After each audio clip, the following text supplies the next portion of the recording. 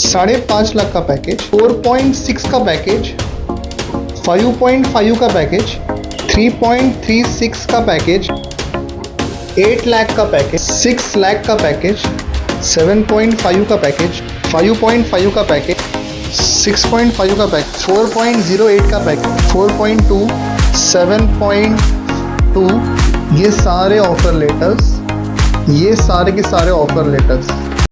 Hello दोस्तों, मैं शुभम श्रीवास फिर स्वागत करता हूँ न्यू वीडियो के अंदर। और आज ये वीडियो बहुत दिन के बाद बना रहा हूँ आप लोगों की काउंसलिंग करने के लिए। अब जितने भी आप लोगों ने ऑफर लेटर्स देखे होंगे तो ये देखने के बाद में आप लोगों के मन में ये सवाल होगा कि इतनी ज़्यादा ओपनिंग अगर मार्केट में है, इतने अपॉर्चुनिटीज़ बच्चों को मिल रही हैं, तो फिर मैं ऐसी क्या मिस्टेक कर दे रहा हूँ कि मुझे इंटरव्यू कॉल्स ही नहीं आ रहे। मैं हर जगह पे एफर्ट्स ले रहा हूँ बट वो एफर्ट्स यूजलेस है। क्यों ऐसा क्यों हो रहा है? थोड़ा डिस्कशन करेंगे पूरे वीडियो को। बट इसके पहले अगर आप चैनल पे नए हो तो चैनल को सब्सक्राइब कर दो। और हाँ, आप मुझे इंस्टाग्राम पे भी फॉलो कर सकते हो, जहाँ पे मैं डेली जॉब की अपडेट्स पोस्ट करते रहता हूँ, तो वीडियो जुड़े रहना, ठीक है। देखो, कोर्स सिलेक्शन करने के पहले आप लोगों ने एक चीज देखी होंगी कि आप लोग जब कोर्स सिलेक्ट कर रहे थे तो कोर्स सिलेक्ट करने के पहले आपके पास में कुछ फिल्टरेशन थे। पहला ये था कि मैं एक नॉन आईटी बैकग्राउंड का बच्चा हूँ और मैं ये कोर्स इसलिए करना चाहता हूँ बिकॉज मुझे ज़्यादा कोडिंग में इंटरेस्ट नहीं है। That's why you have selected software testing, because ये सुना आपने। दूसरा, कोई आपके रिलेटिव आसपास में अच्छे पैकेज पे प्लेस हुआ होगा और उसको देख के आपने ये कोर्स किया होगा, है ना। यहाँ पे कितनी सजेशन दी होंगी आपको कि तुम ये कोर्स कर लो।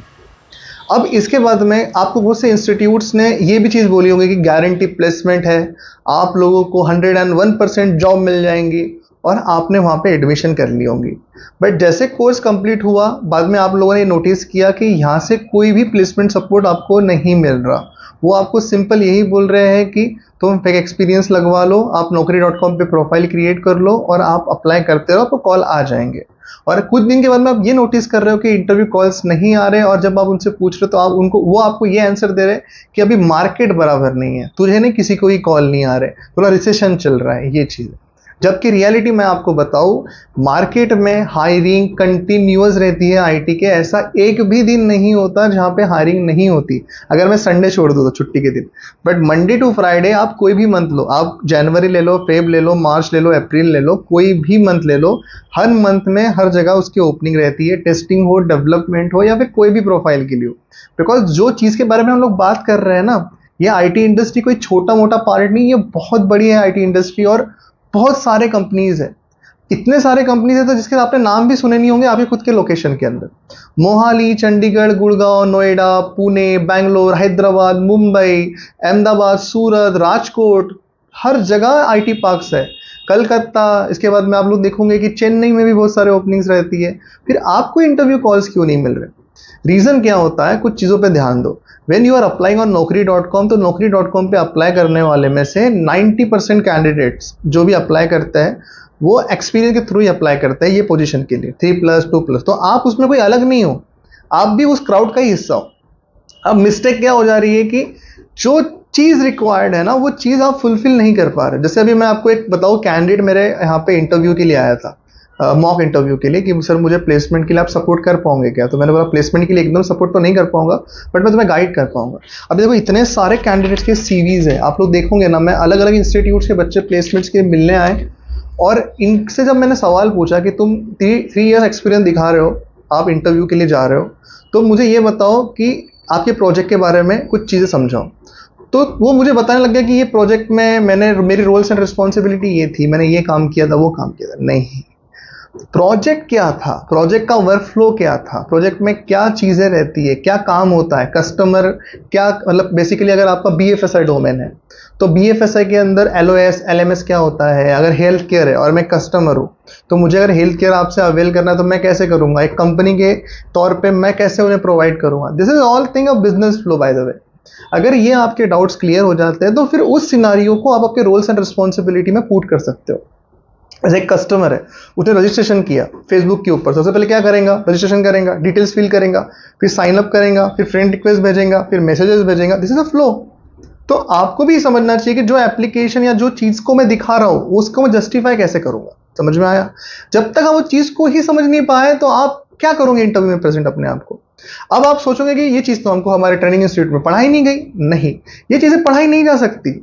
टेलीकॉम, रिटेल, ई कॉमर्स, उसके बाद में BFSI, इन्वेस्टमेंट बैंकिंग, ऐसे बहुत सारे अलग अलग डोमेन्स होते हैं, CRM, ERP। हर प्रोजेक्ट लेना पॉसिबल नहीं होता। आपके कंसेप्ट क्लियर हो चुके हैं, आपको सिर्फ अब स्टोरी बतानी है कि ये बेसिकली ये फ्लो कैसा रहेगा हर चीज़ का। आपको पहले प्रोजेक्ट देखने पड़ेंगे, जो प्रोजेक्ट आप यूज़ कर रहे हो उसके रिलेटेड कोई एप्लीकेशन मार्केट में है क्या।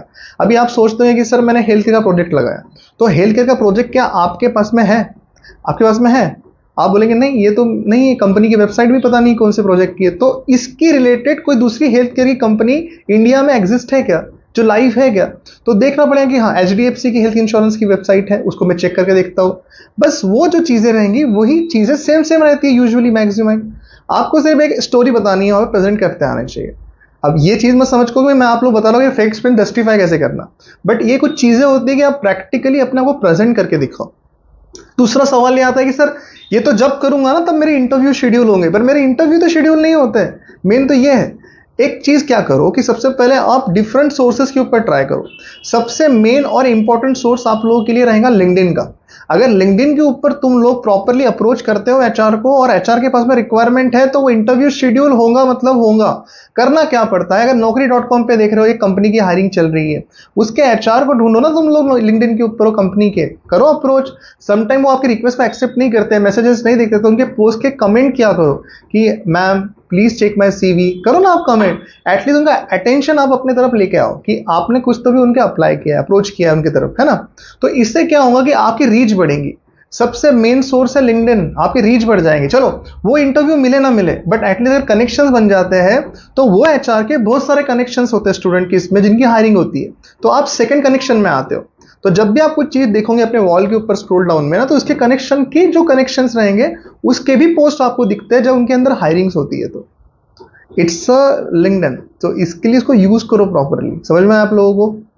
और मैं आप चीज समझा रहा हूं, अगर तुम लोगों को लग रहा होगा ना कि मैं अभी मेरा करियर शुरू करूं क्या टेस्टिंग में या फिर डेवलपमेंट के अंदर, देखो बेशक जाओ, कोई टेंशन मत लो।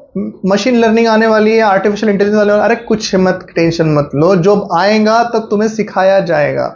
अभी तुम सिर्फ एक चीज पे प्लान करो कि तुम तुम्हारी एंट्री करो आईटी इंडस्ट्री के अंदर। अदरवाइज तुम्हारी उम्र बढ़ते जा रही है, तुम्हारा गैप बढ़ते जा रहा है, तुम्हारे पे प्रेशर अलग अलग आ रहा है। किसी की उम्र 28 साल हो गई तो घर से शादी का प्रेशर आ रहा है, किसी लड़की को बोल रहा है कि जल्दी शादी, जल्दी तू जॉब कर ले, शादी पे लगा, शादी करवा देंगे तेरी। अलग अलग प्रेशर, अलग अलग टेंशन, किसी किसी की अलग लाइफ में कुछ ऊपर नीचे चल रहा है, सबको टेंशन है, सबको एफर्ट्स लेने पड़ेंगे, अदरवाइज इसका कोई भी रिजल्ट्स नहीं मिलने वाला। और अगर आप पुणे में रहते हो, आपको ट्रेनिंग में इंटरेस्टेड है, सर आप ट्रेनिंग देंगे क्या मुझे, आप मुझे सिखाएंगे कैसे अप्लाई करना है, तो देखो मैं आप लोग चीजें समझाऊं। मैं ट्रेनिंग हर मंथ देता हूं, हर कोर्सेज में देता हूं, but the thing is that आपको ये चीज समझनी पड़ेगी कि आपके एजुकेशनल बैकग्राउंड, आपके माइंडसेट के हिसाब से और आपका करियर गैप के हिसाब से कौन सा कोर्स आपके लिए बेहतरीन रहेगा। अगर आप ऐसे कोई किसी का सुन के कोई भी कोर्स कर लेते हो ना, कि आपने कभी कोडिंग देखी नहीं, 5-6 साल का गैप है और आप फुल स्टैक में चले जा रहे हो, तब क्या वो कोडिंग में ही इंटरेस्ट नहीं आ रहा, उसके बाद में वो डिफिकल्ट हो जा रहा है बहुत, आप जस्टिफाई नहीं कर पा रहे हो, मतलब क्या होगा। आप में से बहुत से कैंडिडेट अभी ये सोच रहे होंगे कि मैं ये कोर्स छोड़ देता हूँ और मैं दूसरा कोर्स कर लेता हूँ। अरे क्यों?